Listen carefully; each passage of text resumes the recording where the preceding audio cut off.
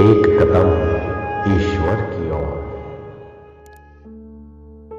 निर्वाण प्रकरण उत्तरार्ध 102वां सर्ग। तत्वज्ञानी की लक्षणावली का जिसके दृढ़ अभ्यास से बोध दृढ़ हो जाए। पुनः वर्णन।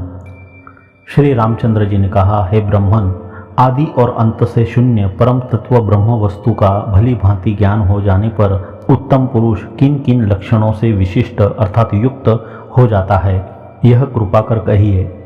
श्री वशिष्ठ जी ने कहा, हे श्री रामचंद्र जी, ज्ञेय वस्तु का जिसे भली भांति परिज्ञान हो चुका है, ऐसा जीवन मुक्त नरोत्तम कैसा होता है और जीवन पर्यंत वह किस तरह के स्वभाव से तथा किस आचार से युक्त होकर अवस्थित रहता है, यह मैं आपसे कहता हूँ, आप सुनिए। उन लक्षणों में स्वभावभूत आभ्यंतर लक्षणों को पहले कहने के लिए उपक्रम करते हैं। हे श्री रामचंद्र जी, जंगल के बीच में रहते हुए भी उस जीवन मुक्त पुरुष श्रेष्ठ के पत्थर भी मित्र, वन के वृक्ष भी बंधु तथा मृगों के बच्चे ही स्वजन बन जाते हैं। कहने का तात्पर्य यह है कि मित्र तथा पत्थर आदि में संयोग तथा वियोग होने पर भी उसकी स्थिति एक सी बनी रहती है। मित्र आदि के संयोग और वियोग में उसे हर्ष और दुख नहीं होता।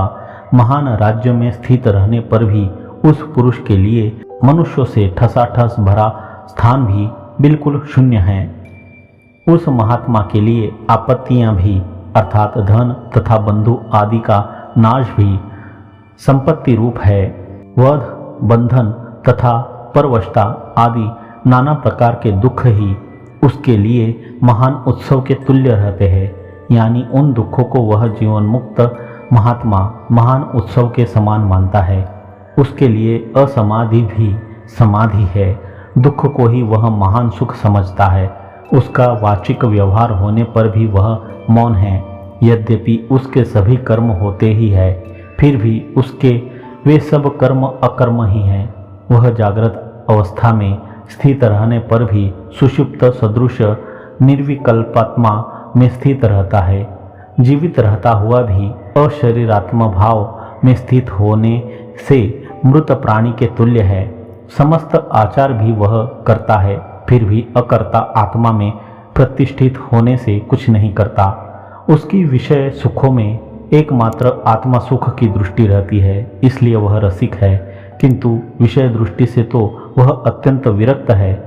क्योंकि किसी व्यक्ति विशेष में वह स्वीयता बुद्धि नहीं रखता, इसलिए उसमें करुणा तो है ही नहीं, किंतु स्वात्मता बुद्धि से निरुपाधि प्रेम होने के कारण वह बंधुओं में वत्सल है। दया विषय द्वितीय वस्तु को वह नहीं देखता, इसलिए दया शून्य है, लेकिन अपने शरीर की उपमा द्वारा वह दूसरे के शरीर में भी सुख दुख का अवलोकन करने से अत्यंत करुणा से युक्त है। इसी तरह परिपूर्ण होने से वह तृष्णा से शून्य है, किंतु अज्ञ जनों का उद्धार करना उसका स्वभाव है, अतः उनके हित की तृष्णा से अन्वित है। किमाचारो अवतिष्ठति, इससे पूछे गए बाह्य लक्षणों का वर्णन करते हैं। सर्वाभिनंदित आचारों से युक्त होने पर भी वह समस्त आचारों से बहिष्कृत है। शोक भय तथा आयास से रहित होने पर भी वह अज्ञ जनों का दुख देखकर उनके लिए शोक करता है, अतः शोक युक्त सा दिखता है। न तो उस जीवन मुक्त प्राणी से संसार भयभीत होता है और न वही संसार से भयभीत होता है। अन्य जन की दृष्टि में संसार में रसिक अर्थात अनुरक्त होकर भी वह संसार से परम उद्विग्न यानी वैराग्य को प्राप्त हुआ रहता है। वह जीवन मुक्त पुरुष संप्राप्त हुई वस्तु का न तो अभिनंदन करता है और न अप्राप्त की अभिलाषा करता है, तथा हर्ष और विषाद में कारणभूत पदार्थ के अनुभूत होने पर भी वह सज्जन हर्ष तथा विषाद नहीं करता। किसी दुखी प्राणी को देख लेने पर उसके साथ बैठकर उससे दुखित कथा तथा किसी सुख संपन्न पुरुष के मिल जाने पर उससे सुख की कथा कहता जाता, वह विवेकी महात्मा हृदय से संपूर्ण अवस्थाओं में सुख एवं दुख से अभिभूत न हो सदा एक सा स्थित रहता है। सुकृत कर्म से अन्य उसे कुछ भी अच्छा नहीं लगता है। हे श्री रामचंद्र जी, अशास्त्रीय चेष्टा से जो शून्य होता है वह उन महात्माओं का स्वभाव ही है, अर्थात महात्मा का यह स्वभाव ही है कि वे लोग शास्त्र वर्जित चेष्टा कभी नहीं करते। वह जीवन मुक्त महात्मा न तो किसी में आसक्ति का अवलंबन करता है और न कहीं विरक्ति का ही अवलंबन करता है। वह धनों के लिए अर्थी यानी याचक होकर इधर उधर नहीं भटकता फिरता। वह वितराग होकर भी राग युक्त सा मालूम पड़ता है। शास्त्रानुकूल व्यवहार से क्रमशः प्राप्त हुए सुख दुखों से संस्पृष्ट न होने पर भी उनका स्पर्श सा करता है तथा उनसे वह हर्ष या विषाद को कभी प्राप्त नहीं होता है। सुख और दुख से वह एक तरह से स्पृष्ट सा होता है। यह जो ऊपर कहा है उसका हेतु के प्रदर्शन द्वारा विवरण करते हैं। हे श्री रामचंद्र जी, वे महात्मा लोग सुख दुख के कारणों से प्रसन्न चित्त तथा दुखित अवश्य भासते हैं, परंतु अपने निरतिशय आनंद प्रतिष्ठा से उत्पन्न धैर्यपूर्ण स्वभाव का वे कभी परित्याग नहीं करते, क्योंकि वे लोग संसार रूपी नाट्यशाला के नट हैं। हे श्री रामचंद्र जी, तत्वदर्शी महात्माओं का मिथ्याभूत पुत्र आदि अलिक पदार्थ समूह से ऐसे ही स्नेह नहीं होता जैसे कि जल के बुदबुदों में। स्नेह रहित होने पर भी तत्वज्ञानी पुरुष सुघन स्नेह से आर्द्र हृदय वाले के समान यथा योग्य अपनी वत्सलता दर्शाता हुआ स्थित रहता है, परंतु अज्ञानी लोग तत्वज्ञानियों की तरह अनासक्ति पूर्वक विषयों का भोग करना नहीं जानते। यह कहते हैं श्री रामचंद्र जी, लेकिन अज्ञानी लोग तो देहात्म सत्ता रूपी विष से मूर्छित से होकर कामादि संताप की शांति के लिए अत्यधिक आसक्ति के कारण विषयों के उदर में लीन होते हैं तथा विषयों के उदर में लीन होते हुए भी वे उन विषयों का कुछ थोड़ा सा ऐसे ही स्पर्श कर पाते हैं जैसे कि प्रतप्त वैतरणी नदी के प्रवाह में पड़े नारकीय पुरुष ऊपर भाग से कुछ थोड़ा सा व्यर्थ वायुओं का स्पर्श कर पाते हैं। अर्थात तत्वतः विषय का अनुभव करके वे विश्रांति को नहीं प्राप्त कर सकते, यह अभिप्राय है। तत्वज्ञानी पुरुष बाहर से समस्त शिष्टों के आचारों को करता हुआ भी भीतर समस्त अर्थों से शीतल बना रहता है। वह सदा भीतर सबसे अनाविष्ट पृथक होकर भी आविष्ट सा स्थित रहता है। उक्त लक्षणों से तत्वज्ञानी का परिचय होना बड़ा कठिन है, क्योंकि मूर्ख, दाम्भिक, वंचक, तपस्वी में भी बलात् संपादित हुए इन लक्षणों का दर्शन हो सकता है, यूँ श्री रामचंद्र जी आशंका करते हैं। श्री रामचंद्र जी ने कहा, हे मुनि नायक, तत्वज्ञानी का ऐसा स्वरूप सत्य है या असत्य, इसको कौन जान सकता है? यह कहिए, क्योंकि आपके द्वारा कहे गए लक्षणों से युक्त दाम्भिक अज्ञानी पुरुष भी इस लोक में देख पड़ता है। हे मुने, अश्व की तरह ब्रह्मचर्य व्रत का परिपालन करते हुए कलुषित चित्त वाले अज्ञानी दाम्भिक पुरुष भी ज्ञानी महानुभावों की नकल कर झूठ मूठ में अपनी दृढ़ तपस्विता दिखलाने के लिए यानी मिथ्या परिकल्पित अपनी तपस्या की दृढ़ प्रख्याति करने के लिए, अर्थात मुझे संसार बहुत बड़ा तपस्वी समझे, इस आशय से ऐसे होते हैं। अपने को तपस्वी बतलाने के लिए दृढ़ किए गए इन लक्षणों का फल शुभ ही होता है। इसलिए उन लक्षणों से युक्त पुरुषों की उपेक्षा नहीं करनी चाहिए, क्योंकि वैसे पुरुषों का अनुसरण करने पर स्वभाव सिद्ध लक्षण संपन्न तत्वज्ञानी भी अचानक कहीं लब्ध हो जाता है। इस आशय से श्री वशिष्ठ जी उत्तर देते हैं।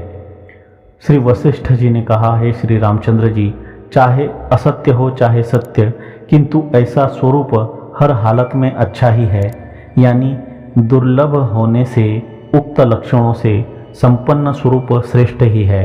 कहने का तात्पर्य यह है कि उन लक्षणों से संपन्न पुरुष की उपेक्षा अनुचित है, चाहे भले ही वह दाम्भिक क्यों न हो। और जो वेदार्थ तत्वविद पुरुष है, उनमें तो ये लक्षण स्वभाव अनुभव बल से ही प्रतिष्ठित होते हैं, हठात संपादित नहीं होते।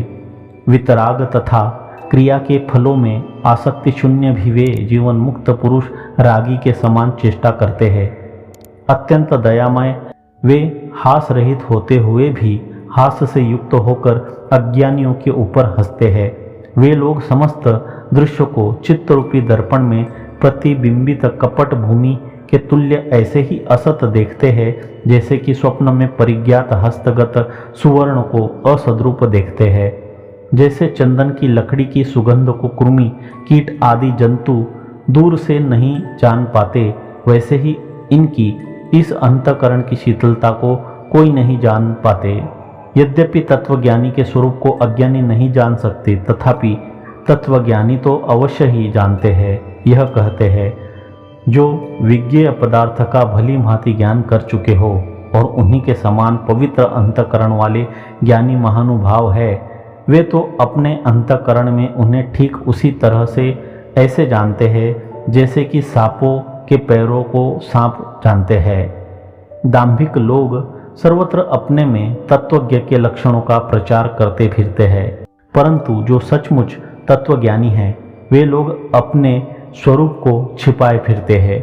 उन्हें इसकी चाह नहीं होती कि हमें सब लोग ज्ञानी समझे। हे श्री राम जी, इसी विशेषता से वे पहचाने जा सकते हैं, इस आशय से कहते हैं। हे श्री रामचंद्र जी, वे सर्वोत्तम ज्ञानी महानुभाव अपने उस उत्तम भाव को छिपाए फिरते हैं, क्योंकि गांव तथा नगर आदि के धनों से जो खरीदी नहीं जा सकती ऐसे चिंतामणि को भला बाजार में बेचने के लिए कौन फैलाएगा। जैसे बेचने के लिए बाजार में फैलाई गई चिंतामणि को कोई भी नहीं कह सकता कि यह असली चिंतामणि है, वैसे ही जबरदस्ती अपने गुण का प्रचार करने कराने वालों को सभी लोग जान जाते हैं कि यह दाम्भिक है, संसार को धोखा देता है, वस्तुतः यह तत्वज्ञानी नहीं है, इस आशय से कहते हैं। हे श्री रामचंद्र जी, उन तत्वज्ञानी महानुभावों का अपने गुणों को छिपा रखने में ही तात्पर्य रहता है, दूसरों द्वारा अपनी सर्वत्र ख्याति कराने में नहीं, क्योंकि वे लोग वासना से शून्य, द्वैत रहित एवं अभिमान से रहित होते हैं, इसमें संदेह नहीं है। हे श्री रामचंद्र जी, उन महात्माओं को एकांत सेवन, सत्कार एवं पूजन आदि का अभाव, दरिद्रता तथा मनुष्यों द्वारा अपमान, ये सब जैसे सुखी बनाते हैं, वैसे बड़ी बड़ी रिद्धि सिद्धियां सुखी नहीं बनाती, क्योंकि सम्मान तथा धन आदि की समृद्धि होने पर जन समाज के द्वारा प्राप्त हजारों प्रतिष्ठा आदि से तत्वज्ञानी के आत्म सुखानुभव में विच्छेद पड़ने लगता है। विदित वेद्यता का अर्थात तत्वज्ञता का जो सार अर्थात निरतिशय आनंद रूप सार है, वह एकमात्र स्वानुभव से ही ज्ञेय है। वह किसी दूसरे को दिखलाया नहीं जा सकता, क्योंकि उस आदमी को भी वह नहीं दिखाई देता जो उसके स्वरूप को जानता है, किंतु स्वप्रकाश रूप से वह अनुभूत होता है। मेरे इस गुण को संसार जाने और मेरी पूजा करे, यह अभिलाषा अहंकारियों को होती है, जीवन मुक्त विवेकियों को नहीं होती।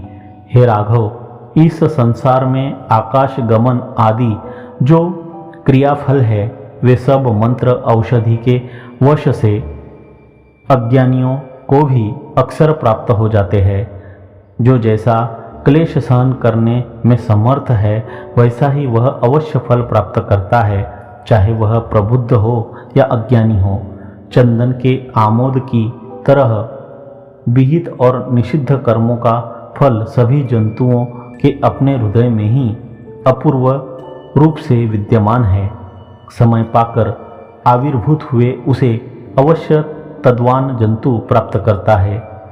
सिद्धि रूप दृश्य वस्तुओं में मैं भोक्ता हूँ, इस प्रकार अहमता वासनादि रूप परिच्छिन्न आत्मकल्पना जिसके भीतर विद्यमान है, वह आकाशगमन आदि क्रियाफल को सिद्ध कर लेता है। जो ज्ञानी यह सब आकाशगमन आदि सिद्धि समूह तुच्छ है और मनोभ्रम मात्र है अथवा अधिष्ठान चिदाकाश मात्र है, यह जानता है, वह वासना शून्य तत्वज्ञ पुरुष कर्म रूपी आंधी से भ्रमण प्राय आकाशगमन आदि सिद्धि फल वाली मंत्र औषधि आदि क्रियाओं की क्यों सिद्धि करने जाएगा। तत्वज्ञानी का इस संसार में न तो कर्म से ही कोई प्रयोजन है और न कर्म के अभाव से कोई प्रत्यवाय प्राप्ति रूप अनर्थ है, तथा ब्रह्मा से लेकर स्थावर पर्यंत संपूर्ण भूतों में इस विवेकी का किसी आत्म प्रयोजन की अपेक्षा करके आश्रय लेने योग्य कोई भी नहीं है। पृथ्वी पर, स्वर्ग में, देवताओं में, अंतरिक्ष या कहीं पर भी ऐसी कोई वस्तु नहीं है जो उदार चेता तत्वज्ञानी को लुभा सके, जिसके लिए सारा संसार तृण के बराबर है, जिसमें रजोगुण का लेश भी नहीं है। उस धीर तत्वज्ञानी महात्मा के लिए आत्मा से अन्य यानी अनात्मभूत क्यों कर उपादेय होगा। लोक संग्रह के लिए जगत के व्यवहारों का निर्वाह करने वाले परिपूर्ण मना मननशील जीवन मुक्त पुरुष स्वरूप में ज्यों का त्यों स्थिर होकर यथा प्राप्त शिष्टाचार का अनुसरण करता है। अंतःकरण में शीतल मौनी सत्वगुणमय मन वाला ज्ञानी पुरुष सर्वदा परिपूर्ण सागर के समान गंभीर एवं प्रकट आशय वाला रहता है। तत्वज्ञानी पुरुष अमृत से भरे सरोवर के समान अपने आत्मा में स्वयं आनंद की हिलोरे लेता रहता है तथा निर्मल परिपूर्ण चंद्रमा के समान दूसरे को भी आनंद प्रदान करता रहता है। वह अन्य को आनंद प्रदान करता है, इसका स्पष्ट रूप से वर्णन करते हैं। मंदार की मंजरी के कुंजों से पिंजर देवताओं के नंदनवन की भूमि मनुष्यों को वैसा आनंद नहीं दे सकती जैसा कि आह्लाद उपदेश आदि द्वारा ज्ञानियों की बुद्धियां देती है। सारग्राही विवेकी पुरुष ग्रीष्म ऋतु संबंधी आलोक भोगियों में चंद्र बिंबों से, सुगंध भोगियों में वसंत से तथा सौभाग्य भोगियों में तत्ववेत्ताओं के रागादि से अनुपहत आशयों से सार ग्रहण करता है। तत्वज्ञानी किस सार का ग्रहण करता है, यदि कोई यह पूछे तो इसका उत्तर यह है कि वह सबसे पहले जगत को मिथ्या देखता है, उसके बाद क्रमशः समस्त अपनी इच्छाओं का त्याग कर देता है। यह कहते हैं, सर्वप्रथम वह सारग्राही महात्मा यह सारा विश्व इंद्रजाल के समान असन्मय एकमात्र भ्रांति रूप ही है, इस प्रकार का निश्चय करके दिन प्रतिदिन अपनी इच्छाओं का त्याग करता जाता है। तत्पश्चात शीतोष्णादि द्वंद्व की सहिष्णुता रूप यानी सर्दी गर्मी का जो सहन करना है तद्रूप सार को ग्रहण करता है। यह कहते हैं, अपने शरीर में प्राप्त भी शीत ताप आदि दुखों को ज्ञानी पुरुष अन्य देहस्थ के समान अनादर से देखता है। तदनंतर समस्त भूतों के ऊपर अनुकंपा स्वरूप दृढ़ अवलंबन यथा प्राप्त जल मात्र से भी संतोष कर लेता इत्यादि जो गुण हैं तद्रूप सार को ग्रहण करता है। यह कहते हैं, एकमात्र दूसरे के उपयोग के लिए पुष्प फल आदि धारणा करने वाली लता के सदृश करुणा के कारण उदार वृत्ति से अन्य दुखी प्राणी का परिपालन करता है तथा स्वयं विरक्त होकर वह जो मिल जाए उससे संतोष कर लेना, इस तरह की उत्तम वृत्ति से जिसमें संतोष का हेतु एकमात्र जल ही रहता है, वैसी वृत्ति से स्थिति रूप सारता को प्राप्त करता है। यथा प्राप्त लोक सामान्य व्यवहार का संपादन करता हुआ वह जीवन मुक्त विवेकी पुरुष समस्त चराचर प्राणियों के ऊपर अर्थात उत्कर्ष में अथवा ऊर्ध्वभूत ब्रह्म में अवस्थित रहता है। ज्ञानी की ऊपर स्थिति कैसे रहती है यह दिखलाते हैं। तत्वज्ञानी पुरुष प्रज्ञारूपी महल के ऊपर आरूढ़ होकर स्वयं अशोच्य हो अज्ञानियों के विषय में शोक करता है। वह सबको ऐसे देखता है जैसे पर्वत पर खड़े मनुष्य भूमि रूप स्थित जनों को देखते हैं।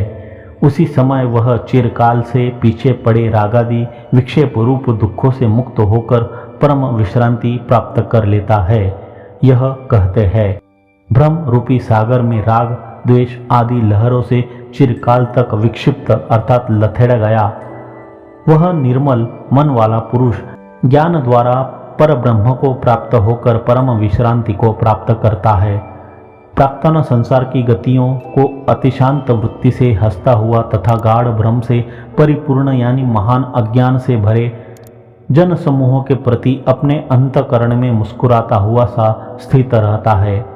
ये असद्रूप सांसारिक दृष्टियाँ जो जंगल में रास्ता न मिलने से अंधा बनकर इधर उधर भटक रहे अंध पुरुष से उपमित है, मुझे मोहित करती थी। ऐसा विचार कर वह ज्ञानी पुरुष भीतर विस्मय को प्राप्त होता है। यह मेरा परम सौभाग्य है कि अष्टविध परिपूर्ण ऐश्वर्य मुझे अनिष्ट तथा तृण के समान अवभासित हो रहे हैं। ऐसा समझकर कुछ हंसता हुआ भी गर्व उपशांत होने से गर्व नहीं करता है। ज्ञानी के स्थानादि का नियम नहीं है, यह कहते हैं। कोई ज्ञानी पुरुष पर्वतों की गुफा को अपना घर बनाकर उसमें रहता है, कोई पवित्र आश्रम में रहता है, कोई गृहस्थ आश्रम में ही रहता है और कोई ज्ञानी तो सदा इधर उधर घूमता रहता है। ज्ञानी पुरुष का कोई एक नियत स्थान नहीं रहता। कोई भीख मंगों के आचरण से युक्त हो पर्यटन करता है, तो कोई एकांत में तपस्वी बनकर रहता है, तो कोई मौन व्रतधारी होकर रहता है और कोई महात्मा तो ब्रह्म ध्यान में ही परायण रहता है। कोई विख्यात पंडित होता है तो कोई श्रुति स्मृति का श्रोता भी दिखता है। कोई राजा तो कोई ब्राह्मण तथा कोई अज्ञानी के समान स्थित रहता है। कोई गुटिका अंजन या खड्ग आदि से सिद्ध होकर आकाशगामी बना रहता है, तो कोई शिल्पकला से अपनी जीविका का संपादन करता है और कोई पामर के समान रूप धारण कर स्थित रहता है। कोई समस्त आचारों से शून्य होता है तो कोई आचार अनुष्ठान में श्रोत्रिय का नायक होता है। कोई उन्मत्त पुरुष के तुल्य चरित्र वाला होता है और कोई संन्यास धर्म धारण कर स्थित रहता है। श्री रामचंद्र जी प्रश्न वाक्य में कीदृशः पुरुषोत्तमः इस पद को सुनकर उसके अर्थ की जिज्ञासा की संभावना करते हुए श्री वशिष्ठ जी पुरुष वर्णन पूर्वक उसमें उत्तमता दिखलाते हैं। पुरुष शरीर आदि और चित्त आदि कुछ नहीं है, किंतु वह एकमात्र चेतन ही है। वह कभी भी नष्ट नहीं होता। यह चेतन पुरुष किसी से छेदा नहीं जा सकता, कोई इसे जला नहीं सकता, कोई इसे जल से भिगा नहीं सकता और कोई इसे सुखा भी नहीं सकता है। यह तो नित्य सर्वगत स्थाणु अचल तथा सनातन है। ऐसे पुरुषोत्तम के तत्व परिज्ञान से वह स्वयं भी तत्वज्ञानी पुरुष पुरुषोत्तम है, न कि वर्णाश्रम मर्यादा का परिपालन करने से, क्योंकि वर्णाश्रम मर्यादा का पालन न करने पर भी उसकी पुरुषोत्तमता में किसी प्रकार की हानि नहीं होती, इस आशय से कहते हैं।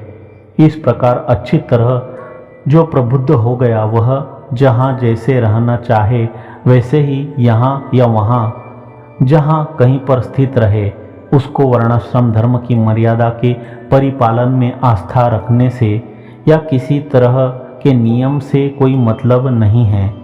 तत्वज्ञानी पुरुष जबरदस्ती स्वयं नष्ट हो जाने की इच्छा से पाताल में प्रवेश कर जाए, आकाश को लांघकर उसके ऊपर चला जाए, दिग्मंडल में भ्रमण करे, जिससे कि मानसोत्तर लोकादि पर्वतों से वह चूर्ण चूर्ण हो जाए, परंतु इसका जो चिन्मात्र स्वरूप है वह अजर ही बना रहता है, कदापि उसका नाश नहीं होता, क्योंकि वह तो आकाश कोश के सदृश सर्वदा शांत अज और शिव रूप ही है, उपप्लव रहित नित्य निरतिशय आनंद स्वरूप ही है।